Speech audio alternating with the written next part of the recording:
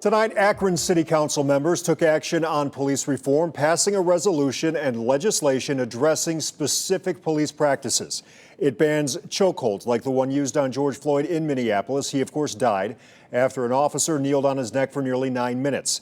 Akron's legislation would also require officers to intervene when other officers do use unlawful force. News 5's Olivia Fecto tells us council members, Akron's mayor, and community leaders say this is just one step in a long process toward accountability and transparency. I think this is a good starting point for us. We have a long way to go. Ward 5 Councilwoman Tara Mosley Samples says what came out of Monday's meeting is just one step.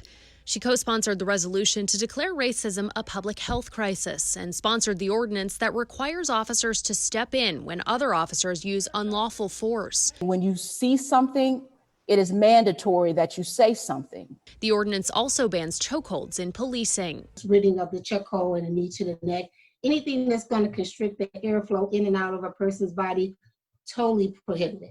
She says policy changes are needed to make sure these incidents stop, and implicit bias training for police officers is critical, too. There's an urgency out there amongst the people, not just in this city, but in this state. This is a time and period that we've had a lot of people where their eyes have been opened up.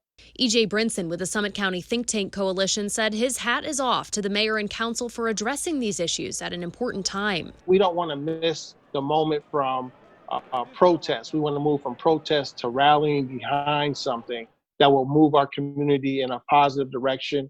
Mayor Dan Horrigan says addressing things like this, while difficult, is what leaders signed up for. I think bringing that forward is a sign to the community saying, listen, that's not what we do.